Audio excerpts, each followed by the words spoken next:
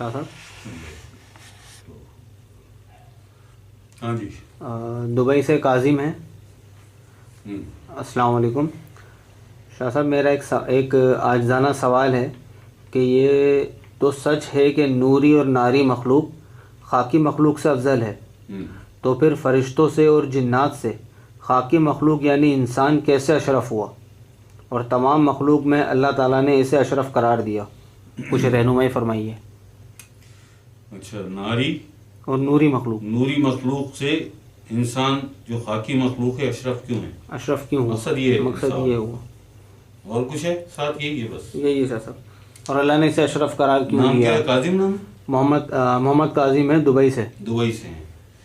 اچھا کاظم صاحب، بات یہ ہے کہ آپ نے پوچھا کہ فرشتے جو جن کی تخلیق اللہ پاک نے نور سے کی، اور جنات جن کی تخلیق نار سے ہوئی، اور انسان جو خاک سے جس کی تخلیق ہے، تو یہ خاکی جو ہے یہ نوری اور ناری سے افضل کیسے ہے، ساری مخلوق میں اشرف کیسے ہے؟ اس کا کاظم ذرا سا آپ کو بتا دیں ہم یہ کہ اللہ پاک نے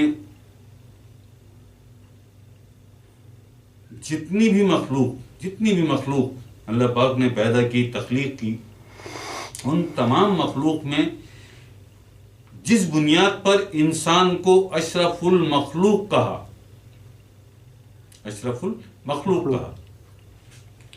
وہ بنیاد کیا ہے؟ کیونکہ عام طور پہ سمجھا ہی جاتا ہے، سوچا اس طرح جاتا ہے کہ جو فرشتے ہیں وہ انسان سے زیادہ افضل ہیں. کیوں؟ اس لیے کہ وہ کوئی گناہ نہیں کرتے، وہ تو بالکل پاک ہیں. ہاں یہ بات ٹھیک ہے کہ وہ کوئی گناہ نہیں کرتے، اس لیے گناہ نہیں کرتے کہ ان کے اندر یہ جو ناپاک آپ کے اندر یہ ایک مخلوق ہے نا جس نفس کہتے ہیں، نفس امارہ، یہ بھی نہیں ہے ان کے اندر یہ بھی نہیں ہے. جنات میں اور فرشتوں میں، ناری اور نوری مخلوق میں جو فرق ہے اور جس بنیاد پر انسان تمام مخلوق میں سب سے اشرف ہے، وہ وجہ صرف ایک وجہ ہے کہ اللہ پاک نے کسی مخلوق کو یہ جو آپ کے سینے میں لطائف ہیں، کسی بھی مخلوق کو یہ لطائف کا علم عطا نہیں کیا. یہ صرف انسان کو عطا کیا، اور اس بنیاد پر ہی انسان تمام مخلوق میں سب سے اشرف قرار پایا کہ نہ فرشتے ان جہانوں تک، ان مقامات تک پہنچ سکتے ہیں، اور نہ یہ جنات ان مقامات تک، ان جہانوں تک پہنچ سکتے ہیں جن جہانوں تک یہ انسان پہنچ جاتا ہے اپنے ان لطائف کے ذریعے. ٹھیک ہے جی. اس بنیاد پر یہ نوری اور ناری ان دونوں مخلوقوں سے زیادہ افضل ہے، یہ خاکی، یہ انسان. ٹھیک ہے. اب مسئلہ یہ ہے کہ خاکی کا جہاں تک تعلق ہے، خاکی کا تعلق اس وقت تک ہے جب تک آپ کا یہ جسم سلامت ہے. خاکی کا تعلق جسم سے ہے نا. بے شک. یہ تھوڑی خاک سے تخلیق ہیں، یہ جو لطائف ہیں یہ تو اللہ کے نور سے تخلیق ہیں. بے شک. یہ تو اللہ کے نور سے، فرشتے جو ہیں وہ اللہ کے صفاتی نور سے ان کی تخلیق ہوئی. لیکن یہ قلب، یہ تو اللہ کے ذاتی نور سے اس کو تخلیق ہوئی. اسے تو اللہ پاک نے اپنے ذاتی نور، اس میں ذات اللہ سے تخلیق کیا. روح، اسے یا اللہ کے نور سے تخلیق کیا. فرشتے سب صفاتی نور سے تخلیق ہیں. جنات آگ سے تخلیق ہیں. انسان خاک سے تخلیق ہے، لیکن صرف یہ جسم، اس کے اندر جو یہ لطائف ہیں یہ نور سے تخلیق ہیں. اس بنیاد پر انسان نوری اور ناری مخلوق سے بھی زیادہ افضل ہے. وہ نہیں جا سکتے ان جہانوں تک، یہ تو اللہ کے سامنے پہنچ جاتا ہے. یہ تو اللہ کے سامنے پہنچ جاتا ہے، مقام وحدت سے بھی آگے، مقام عادیت، عالم عادیت میں پہنچ جاتا ہے. جو جثہ توفیق الہی والے ہیں، جو طفل نوری والے ہیں، جو انا والے ہیں، وہ مقام وحدت سے مقام عادیت میں اللہ کا دیدار کرتے ہیں. تو مقام وحدت تک بھی نہیں پہنچ پاتے. یہ تو کیا بات ہے. فرشتے بھی عالم جبروت سے آگے تو نہیں جا سکتے. بے شک. سدرۃ المنتہا تک وہاں تو ختم ہو جاتا ہے, انتہا ہو جاتی ہے, وہاں تو جبریل اس سے آگے جائیں تو ان کے پر جلتے. یہ وہ وجہ ہے, ان لطائف کی وجہ سے یہ انسان تمام مخلوق میں سب سے اشرف قرار پایا. اور یہ فرمان اللہ پاک کا ہے کہ میری تمام مخلوق میں ساری پروڈکٹ میری, اس میں جو سپریم پروڈکٹ ہے میری وہ انسان ہے. کیا بات ہے. ساری مخلوق میں سب سے اشرف انسان ہے, اشرف المخلوقات. تو صرف کاظم بات یہ ہے کہ ان لطائف کی وجہ سے یہ تو جسم آپ کا مٹی میں جا کے قبر میں جا کے مٹی ہو جائے گا.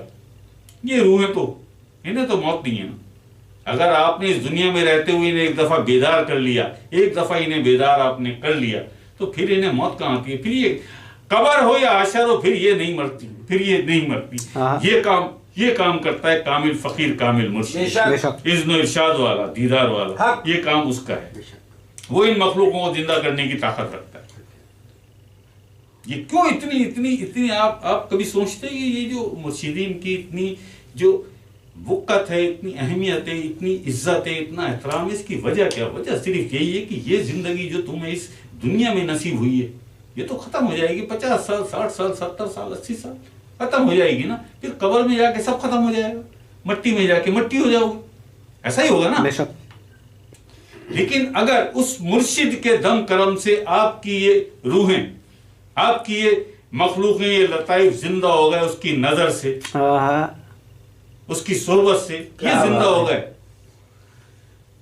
تو یہ تو نہیں مرتے نا. پھر یہ تو نہیں مرتے نا. پھر یہ قبر میں اگر نفس آپ کا پاک ہو جائے, نفس امارہ سے لوامہ ہو جائے, لوامہ سے الہامہ ہو جائے, الہامہ سے مطمئنہ ہو جائے, مطمئنہ ہو کے یہ کلمہ پڑھ لیتا ہے, کلمہ پڑھنے کے بعد یہ مسلمان ہو جاتا ہے. پھر یہ قبر میں بیٹھ کے آپ کا یہ جسم مر بھی جائے, قبر میں جا کے ختم بھی ہو جائے, یہ پاک ہو چکا ہے, کلمہ پڑھ چکا ہے, مسلمان ہو چکا ہے. اب یہ بھی اللہ کا ذاکر بن چکا ہے, اب یہ بھی اللہ کا ذکر کرتا ہے. تربت پاک میں آپ کیوں کلندر پاک جاتے ہو تو اتنی آپ کو محبت آتی ہے. آپ کیوں داتا علی اجمیری سے 1000 سال ہو گئے وصال کیے, آج بھی اتنی محبت کیوں آتی ہے داتا صاحب سے آپ کو, سرکار بری امام سے, اور یہ بڑے بڑے کامل ذات ولی ہیں, کیوں اتنی محبت آتی ہے آپ کو؟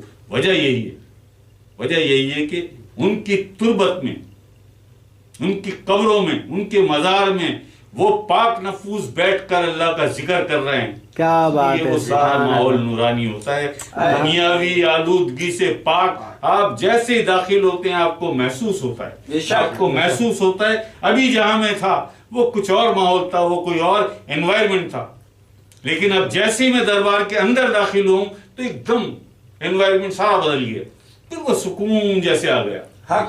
بے شک.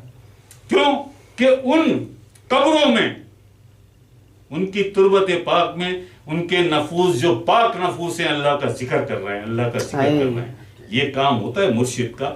جب وہ ان روحوں کو اللہ کے نور سے زندہ کر دیتا ہے تو یہ جسم مر جاتے ہیں, لیکن یہ روحیں وہاں پہنچ جاتی ہیں, وہاں پہنچ کر یہ ابدی حیات پا لیتی ہیں, کبھی نہیں مرتی. پھر کبھی نہیں مرتی. یہ جو زندگی ہے یہ ایک پانی کے قطرے جیسی ہے, اور وہ جو زندگی ہے وہ سمندروں جیسی ہے, وہ سمندروں جیسی ہے. یہ سارا جو کچھ ہے یہ اس کامل مرشد کے دم کرم سے آپ کو ملتا ہے. وہ جانتا ہے انہیں کیسے زندہ کرنا ہے. ہم نے کہا نا ابھی, چے مسلم چے کافر چے زندہ چے مردہ, ہائے اس کی نظر میں کچھ نہیں, اس کی نظر میں کچھ نہیں. کوئی کافر بھی آ جائے اللہ کی طلب لے کے, یہ اس کے دل پہ بھی, اس کے دل میں بھی اللہ کا نور ڈال کے اس دل کو بھی زندہ کرنے کی طاقت رکھتا ہے. کیونکہ تخلیق تو اسے بھی انسان نے کیا نا, اللہ نے کیا نا اس انسان کو بھی تخلیق, اس انسان کو بھی تخلیق تو اللہ نے کیا نا. ہے تو اللہ کی مخلوق نا, اللہ ہی پالتا ہے نا اس کو بھی. کہ اللہ منع کر دیتا ہے کہ یہ ہندو ہے, یہ سکھ ہے, یہ عیسائی ہے, یہ یہودی ہے, یہ بدھسٹ ہے, میں انہیں نہیں پالتا. نہیں, اللہ اپنی مخلوق سے پیار کرتا ہے. اگر اس کے مقدر میں لکھ دیا ہے, یہ پیدا تو ہو گیا کسی کافر گھر میں, لیکن تھی وہ ازلی اللہ کی محب محبت کرنے والی روح.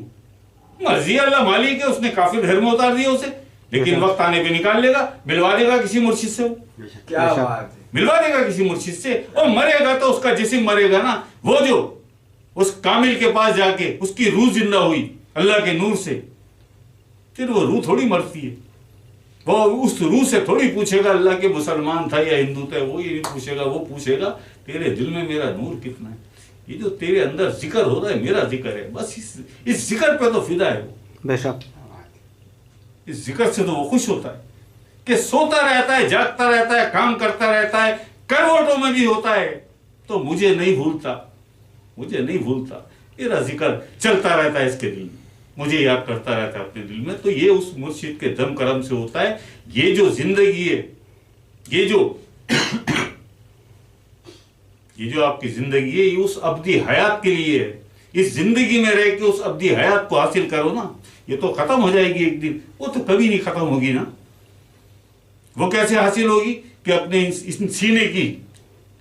سینے کی مخلوقوں کو زندہ کر دو، تلاش کر لو، کسی کو تلاش کر لو اور اپنے آپ کو آزما بھی لو، وہ نہ پاوے گا ولی مرشد جسے میں گمراہ کروں، آزما لو۔ یہ سورہ کہف آیت نمبر 17 ہے، اور سورہ کہف آیت نمبر 28 میں بھی واضح فرمانے ولا تطع من اغفلنا قلبہ عن ذکرنا، اس کی اطاعت نہ کرنا جس کے قلب کو ہم نے اپنے ذکر سے محروم کر دیا، بے شک اس کے قلب کو ہم نے اپنے ذکر سے محروم کر دیا، اس کی اطاعت نہ، ولا تطع من اغفلنا، سورہ کہف آیت نمبر 28۔ بے شک تو اگر قرآن پڑھ کے بھی آپ کی سمجھ میں قرآن کی بات نہیں آتی جو ایگزیکٹلی اللہ پاک کا فرمان ہے قرآن کریم میں، اگر قرآن کا فرمان آپ کی سمجھ میں نہیں آتا تو ہماری بات کیا سمجھ میں آئے گی یار، ہماری بات کیا سمجھ میں آئے گی؟ نہ کرو کچھ، ہم تو بتا رہے ہیں نا، کھولو قرآن پڑھ لو، اگر قرآن میں یہ تمہیں مل جائے تو پھر آ جانا ہمارے پاس، یار یہ کام ہم تمہارا کر دیں گے، تمہاری ان مخلوقوں کو، تمہاری ان روحوں کو ہم بحکم الہی ہم زندہ کر دیں گے، جاؤ یا آ جاؤ ہمارے پاس، یہ گارنٹی ہے ہماری، آ جاؤ ہمارے پاس۔ اتنوں کا ہوتا ہے، تمہارا کیوں نہیں ہوگا یار، تمہارا کیوں نہیں ہوگا؟ ٹھیک ہے جی کاظم بھائی، اور تو کچھ نہیں کاظم بھائی کا؟ شاہ صاحب یہی سوال تھا، یہی تھا۔ جی لا الہ الا اللہ محمد رسول اللہ، حق اللہ، اللہ اکبر، اللہ اکبر، اللہ اکبر۔